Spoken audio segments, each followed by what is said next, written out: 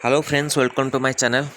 तो काली आपणकर जो अपडेट आसला कैबिनेट प्रस्ताव देता जो आपणकर तार नर्सिंग ऑफिसर मु अपडेट दे देती आज आपणकर जो फार्मासिस्ट पिला मानकर अच्छी तार अपडेटा आपण मैंने जानी नियंतु कौन आपणकर अपडेट रोचे ता विषय आज आम डिटेल्स जाना। तो वीडियो शेष पर्यटन देखो आम चैनल प्रथम थर पाई चैनल को सब्सक्राइब करूँ यही कंटेंट पे बेल आइकन को क्लिक करूँ जब समस्त वीडियो नोटिफिकेशन आपण पाखे पहुँच पार। देखो यहाँ आपणकर गणमाध्यम निमंते संक्षिप्त विवरणी जो press NOTA health and family welfare विषय हूँ ओडिशा फार्मासी सेवा सर्वकर पुनर्गठन ओडिशा फार्मासी सेवा चयन प्रक्रिया चाकरी शर्तावली 2019 पुनः संशोधन भारत सरकार स्वास्थ्य परिवार कल्याण मंत्रालय प्रणीत भारतीय जनस्वास्थ्य परिमापक संशोधित नियमावली 2022 अनुଯାयी राज्य सरकार अनुरूप उन्नतमान समस्त स्वास्थ्य सेवा राज्यवासी को जोगाई देवाई प्रतिश्रुतिबद्ध। तदनुसार भारतीय जनस्वास्थ्य परिमापक परिपूर्ण निमंते प्राथमिक स्तर में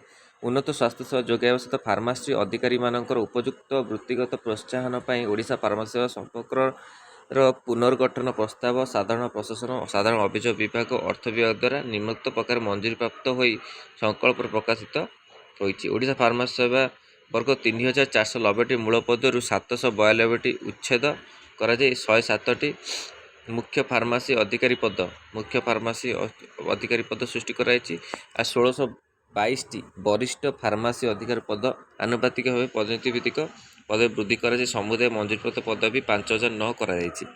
तो यहाँ ऑलरेडी आपन को अपडेट देती 5009 जो आपंकर स्ट्रक्चरिंग था वो अपडेट देती ता सहित नियमावली आवश्यक योग्यता संपर्कित पंजीकरण प्रमाणपत्र प्रत्यक्ष नियुक्ति निमंते विज्ञापन प्रकाश दिन सुधा समय सीमा को प्रार्थी द्वारा आवेदन तारीख सुधा आहरण कराई वृद्धि कराई।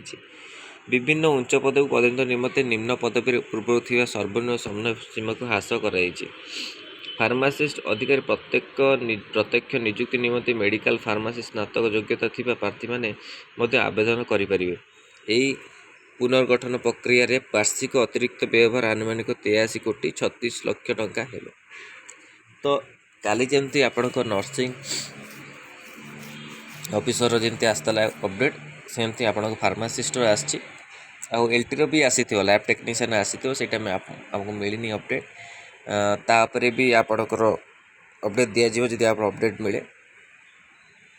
तो यहाँ फार्मासिस्ट पिला मानक थिला आउ गोटे कथा हूँ जो पोस्ट अच्छी डिक्रीज होटा के इनक्रीज हम सहीटा पिला माने चेष्टा करुले। तो आगू जना पड़ो से आप इनक्रीज हम कि ना एलटी आपणकर ऑलरेडी कैंसल हो जाइए तो सेटा आपण मानकर नुआ एडवर्टाइजमेंट आसीपारे।